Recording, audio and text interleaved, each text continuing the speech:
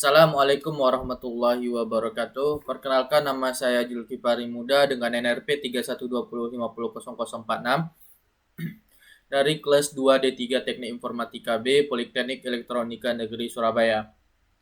Pada video kali ini saya akan mempresentasikan proyek akhir saya yang berjudul Website Application for Online Learning Using GI Framework untuk menyelesaikan tugas mata kuliah workshop aplikasi berbasis web. Oke, untuk mempersingkat waktu langsung saya akan jelaskan proyek akhir saya, yaitu pertama saya akan membuat sebuah aplikasi e-learning di mana saya mengambil referensinya itu dari eTOL dan Classroom. eTOL sendiri adalah e-learning yang dipublikasikan oleh PEN sendiri, yaitu dengan nama eTOL ya, atau kepanjangannya Enterprise Teknologi Hybrid Online Learning. Nah, di sini eTOL bisa kita lihat memiliki beberapa fitur ya, yaitu ada fitur kelasnya, kemudian ada fitur mata kuliah, jadwal, tugas, dan ada UTS. Nah, namun saya hanya akan mengambil fitur-fitur seperti mata kuliah ataupun kelas, lalu serta tugas online-nya.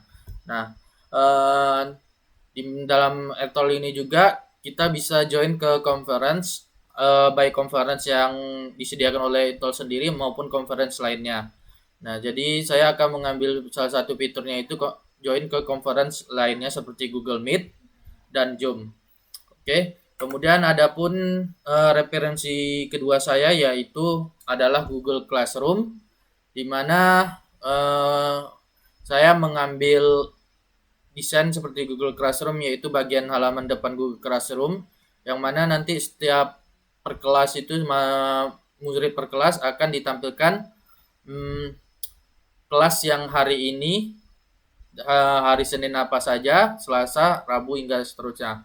Kemudian untuk tugasnya nanti ditampilkan secara list, nah seperti dalam Google Classroom.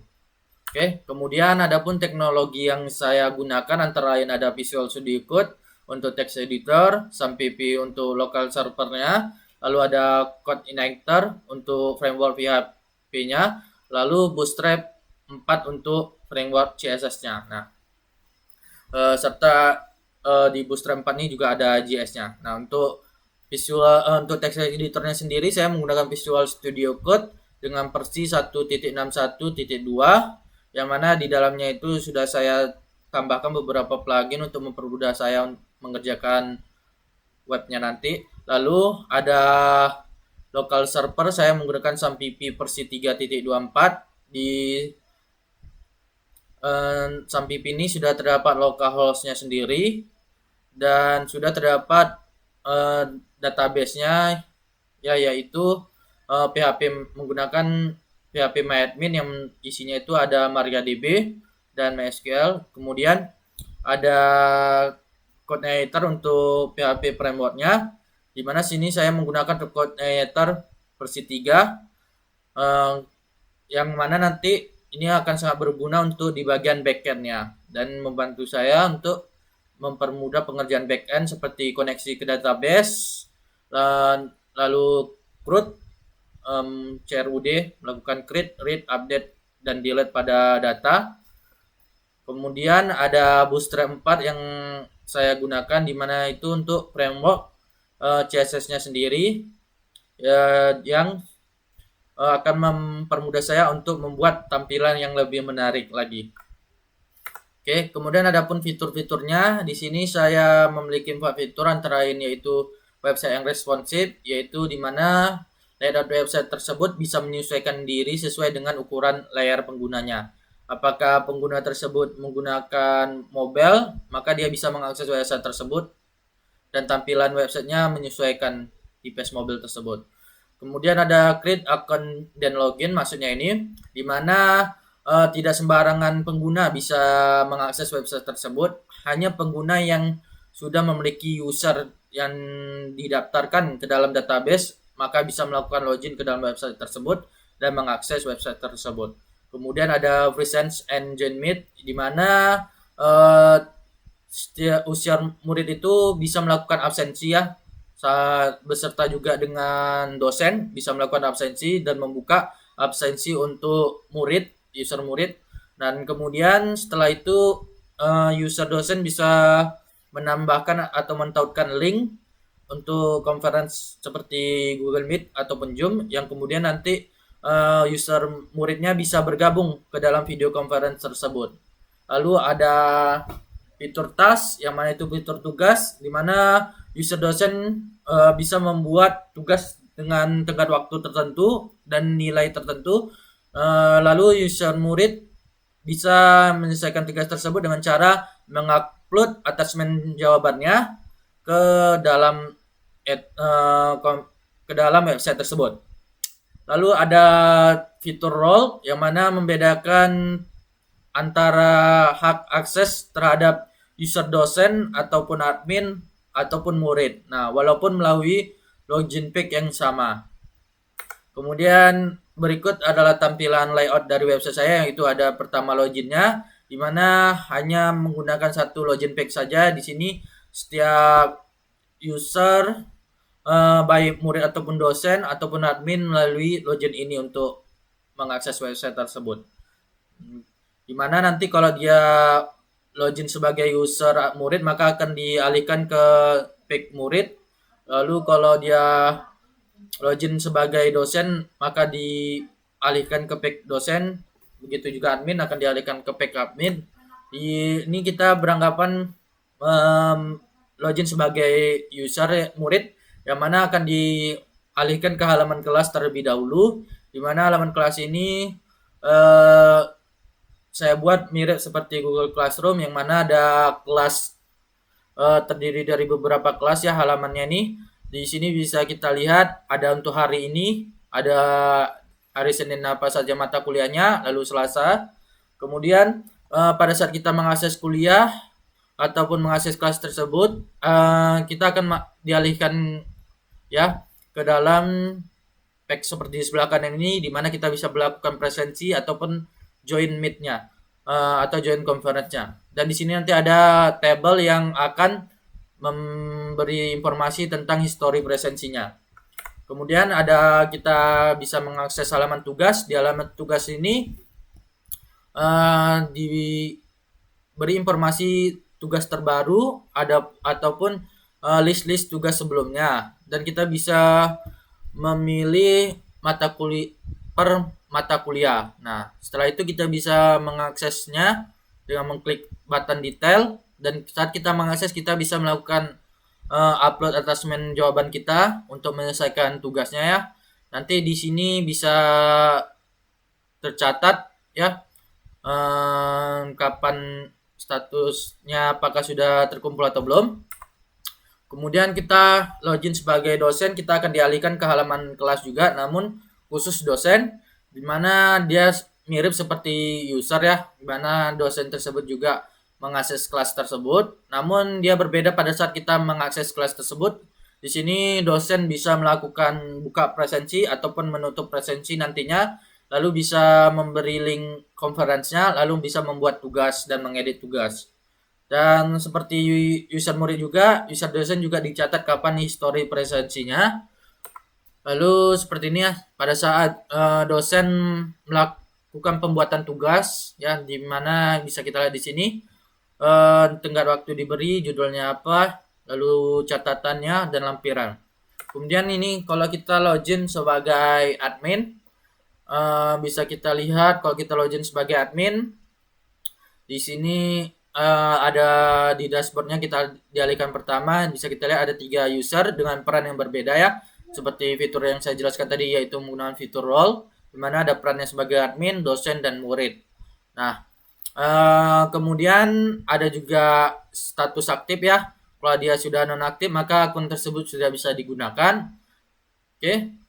Dan kita juga bisa menghapus akun tersebut, bisa mengedit dan melihat detailnya juga. Lalu kita juga bisa membuat user murid ya, dengan mengakses halaman buat murid. Di sini kita mengisi form, lalu kita membuatnya. Lalu kita bisa juga membuat user guru dan user kuliah. Oke, selanjutnya saya akan menjelaskan prototipe-nya ya, prototipe dari tugas saya saat ini. Oke, saya coba mengaksesnya, yaitu saya menggunakan Figma. Coba saya refresh dulu.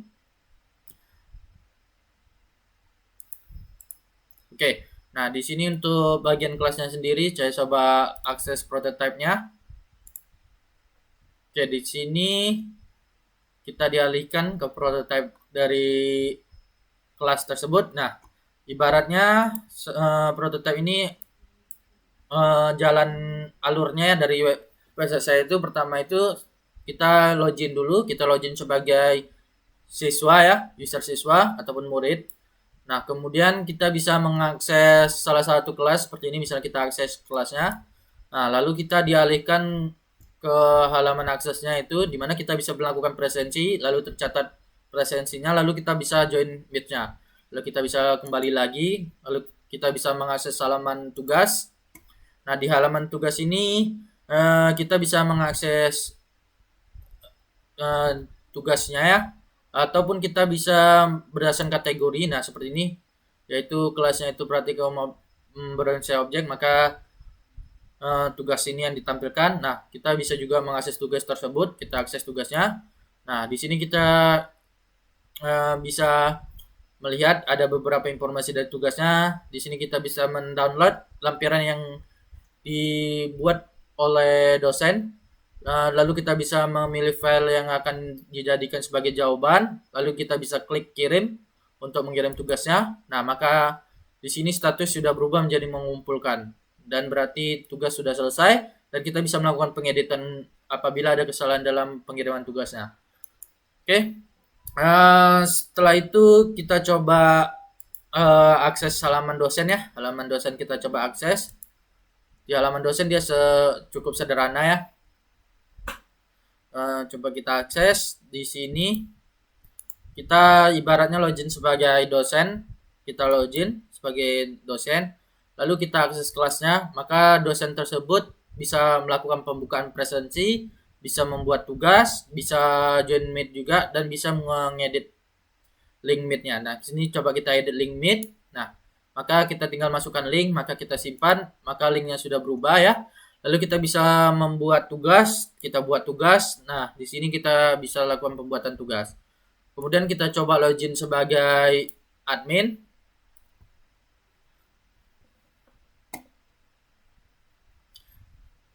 Oke, pada saat kita login sebagai admin, kita akan dialihkan ke halaman admin. Di sini bisa kita lihat ada tabel user yang sudah dibuat. Ya, di sini kita bisa melakukan pengeditan, delete, detail. Nah, kita coba membuat, di sini juga kita bisa membuat user murid, guru, dan kelas. Coba kita buat murid dulu. Nah, di sini kita bisa mengisi form-form ini untuk membuat murid. Di isi form ini tidak perlu memilih rule-nya tadi, apakah di admin atau apa. Nanti secara otomatis akan terisi dia. Kalau kita mengaksesnya melalui halaman pack buat murid, maka akan dijadikan sebagai user murid. Kemudian kalau kita mengakses dari buat guru, maka dijadikan sebagai user guru. Nah, lalu ada buat kelas ya, buat kelas, dimana di sini kita masukkan mata kuliahnya apa, lalu kodenya, kemudian ada gurunya siapa aja, pengajarnya, lalu kelas berapa saja yang bisa mengaksesnya, dan jadwal kelas tersebut hari tanggal berapa saja. Oke. Jadi seperti itulah. Oh, satu lagi saya lupa. Di sini kita juga bisa mengaksesnya itu sebagai mengedit ya. Saya belum jelaskan mengedit bagaimana. Di sini kita bisa melakukan pengeditan ya, pengeditan akun. Misalnya saya klik ini, maka di sini sudah ditampilkan, dan di sini kita bisa melakukan pengeditan seperti mengubah perannya apa atau role-nya tadi, dan mengubah passwordnya. Oke, itulah hasil presentasi saya terhadap proyek akhir saya nanti. Bila ada kesalahan saya mohon maaf. Saya akhiri dengan assalamualaikum warahmatullahi wabarakatuh.